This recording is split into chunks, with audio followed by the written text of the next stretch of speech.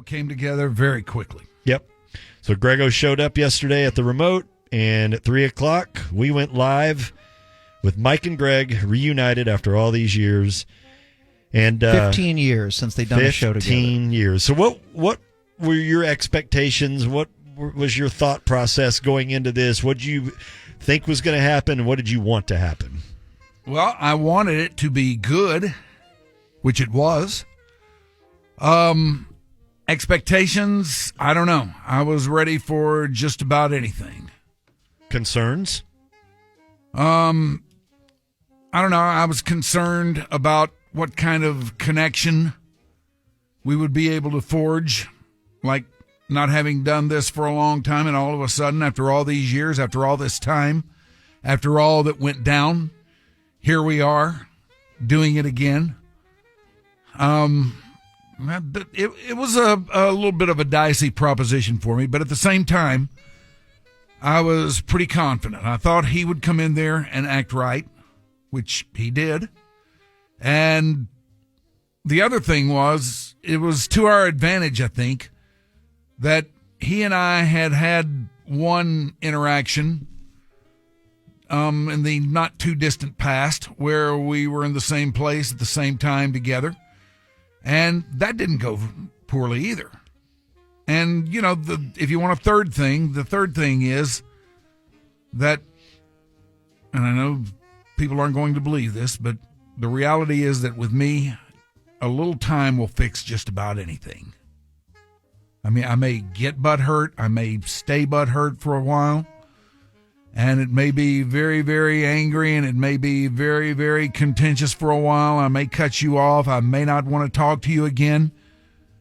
Just give me a little time, and I'll come around. All that seems to dissipate over a period of time. How'd you think it went, Mikey? Overall, I thought it went great. I thought so. Again, I'm not privy to the actual feelings, obviously, of either of these dudes, but I know the stories, and I've heard and talked to Mike about it a lot. After Mike made his phone call to ask Greg if he would do it, I got Greg's email, and I sort of took the lead on making sure he knew where he was going. It was a remote. I'm like, any questions you got, dude, please hit me up. And he was great. He was excited via email because my first concern was, I hope he shows up. Again, I don't know the guy. There is always that. I've never met him, but I know, inconsistencies were one of the tenets of where it all went wrong. Mm-hmm. Near the end, yeah, for sure. So I wanted him to show up.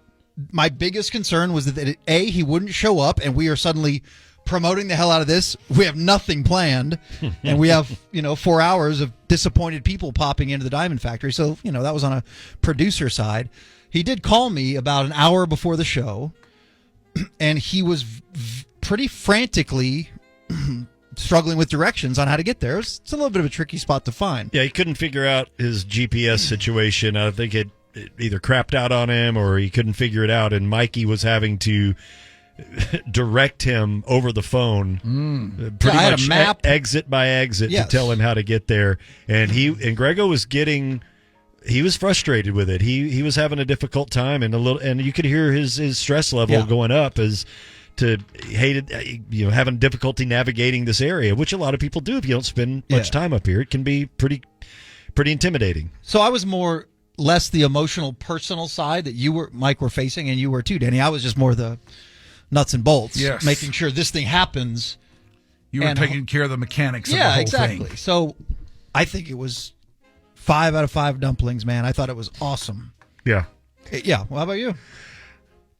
There were times yesterday, because I was a longtime listener of those two dudes together and then getting to work with them for a large number of years that I did. There were times where we kind of mentioned this when Skin was on with us earlier when we mixed with him, that I was enjoying what was going on between the two of those guys as a listener, and it felt like it did in the old days.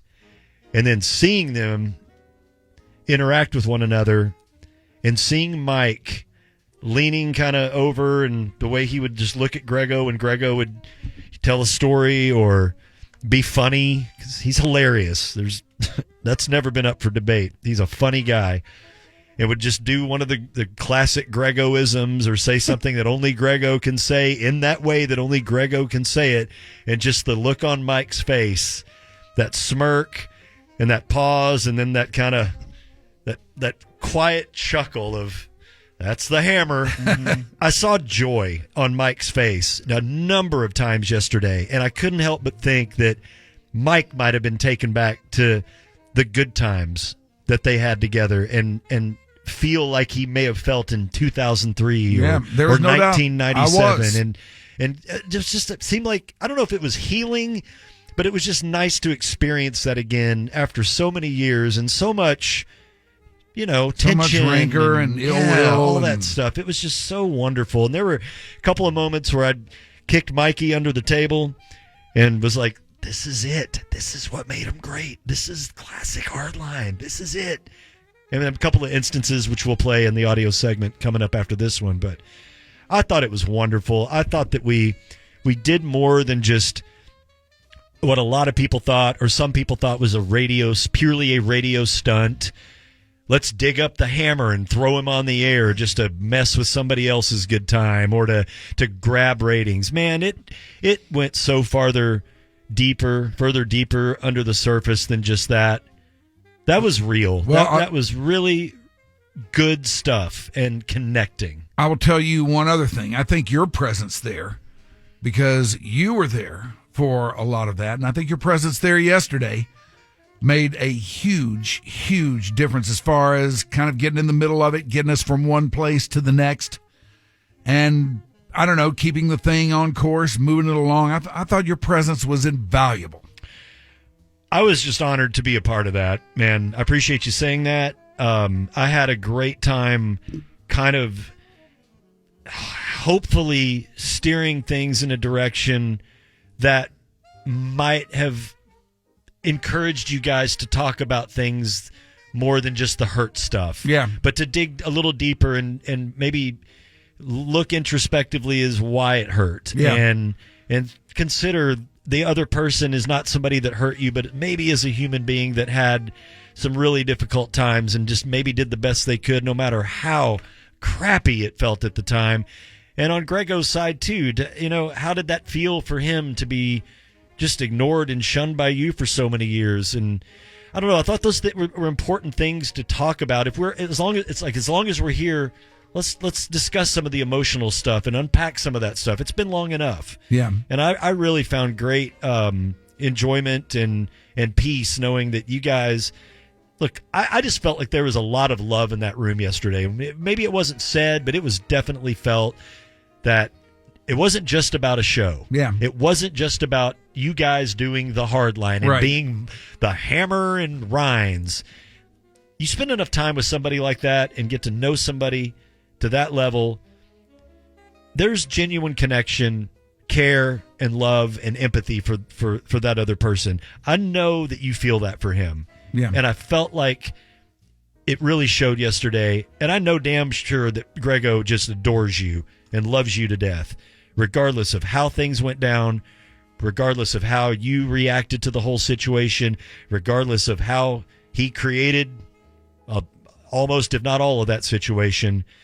It was just nice to see a lot of that pain and angst stripped away and just see two grown men that are getting older look at one another and go, man, I really enjoyed this today, and I really do care about you. And what we had was great. But you know what? It's just a radio show. We're people, and there's real life here to be lived. And I really felt like there was a connection there, and I loved it.